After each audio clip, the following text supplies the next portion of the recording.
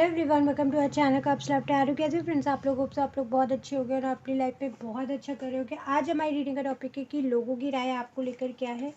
तो video start करने से पहले मैं आपसे रिक्वेस्ट करूंगी कि आप मेरे चैनल को सब्सक्राइब कर लो और हमारे फैमिली का हिस्सा बन जाओ। अगर आपको पर्सनल रीडिंग बाय करनी है तो नंबर डिस्क्रिप्शन में मिल जाएगा, वहाँ से आप मुझे कॉन्टैक्ट करके अपनी रीडिंग बुक कर सकते हो। तो let's see what people thinks about you, क्या राय है उनकी आपको लेकर।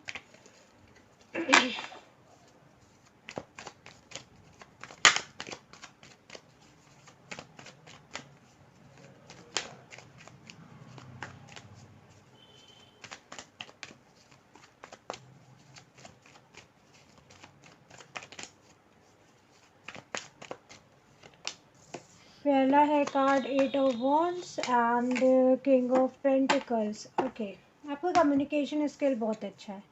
लोगों को ऐसा लगता है कि आप काफ़ी सोच समझ के शब्दों का उपयोग करते हो, मतलब आपके में जो स्थिरता है वो बहुत ज़्यादा है। You will be very practical in your life कि आप जो बोल रहे हो वो वैल्यूएबल होना चाहिए, ये नहीं कि आप कुछ भी बोल देते हो। दूसरी चीज़, आपके पास ऑप्शंस बहुत सारे हैं, मतलब अगर कोई एक काम करना है तो उसको करने के 100 तरीके आप निकाल लेते हो। आप किसी एक स्टक नहीं हो जाते हो किसी एक उस पर कि ये वाला काम इस तरीके से ही होता है। जैसे मैथ्स में होता है ना कि एक क्वेश्चन को सॉल्व करने के बहुत डिफरेंट डिफरेंट मेथड्स होते हैं, तो वैसे आपके पास ना प्रॉब्लम सॉल्विंग मेथड्स आपके पास बहुत सारे होते हैं। जब भी कोई ऐसी प्रॉब्लम आए या कोई सिचुएशन आए या कोई टास्क आता है तो यू हैव डिफरेंट ओपिनियन जो अदर्स का होता है, तो उससे काफ़ी लोग आपसे वो होते हैं कि आप उनको लेके आपकी ना ये भी बहुत पॉजिटिव सी हो रही है, क्योंकि 8 ऑफ वॉन्ड्स और किंग ऑफ पेंटिकल्स बताता है जो स्टेबिलिटी की बात करता है, जिसमें पेशेंस है, जिसमें समझ है, जिसमें कहते हैं ना फाइनेंशियल लेवल की जो अंडरस्टैंडिंग होनी चाहिए वो है।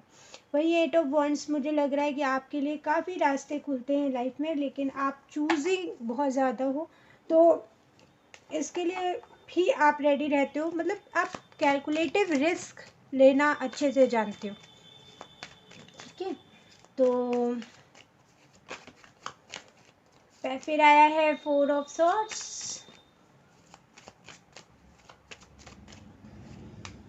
And ace of cups.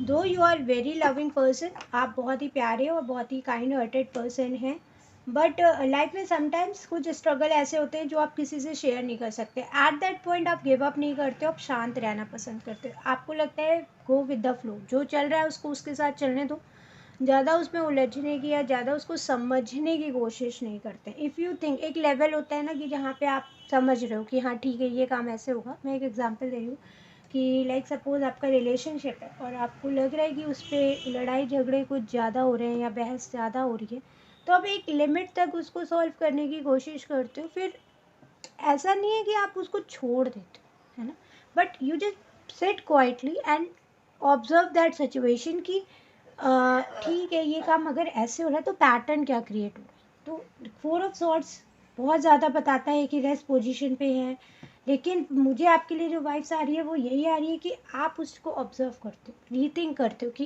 Pattern कहाँ से कहाँ शुरू हुआ। लोग क्या करते हैं कि आप प्रेजेंट में बहुत ज़्यादा फंसे रह जाते हैं कि ये चीज़ ऐसा ऐसा नहीं, जब आपको लगता है कि सिचुएशन अभी हैंडल नहीं हो रही है तो वहाँ पे आप ना पास्ट में जाते हो कि अच्छा ये स्टार्ट कहाँ से हुआ, ये साइकिल स्टार्ट कैसे हुई, कहाँ पे क्या चीज़ ट्रिगर हुई, तो उस चीज़ का आप काफ़ी अच्छे से ध्यान रखते हो। वही ace of cups love affair और बहुत ज़्यादा केयरिंग नेचर को भी शो करता है। आई फील दैट कि आप ऑफर्स आपके पास आते भी होंगे, ऐसा नहीं है कि सिर्फ लव अफेयर के आते हैं, but you have get an offer, opportunities आपके पास आती हैं, तो उसको लेके आपका जो ऑरा है वो बहुत ऑप्टिमिस्टिक रहता है, बहुत ऑप्टिमिस्टिक रहता है। तो लोगों की राय आपको लेकर यही है कि ये इंसान जो भी है बड़ा सुलझा हुआ है, दो यू आर नॉट। मैंने बोला ना, लगता है कि लोगों को कि आप सुलझे हुए हो, पर आप हो नहीं सुलझे हुए, क्योंकि इनर आपके अंदर जो बैटल चलता है ना चीज़ों को वो करने का, समझने का, वो तो आप शो अप ही नहीं करते हो, बिल्कुल ही शो ही नहीं करते।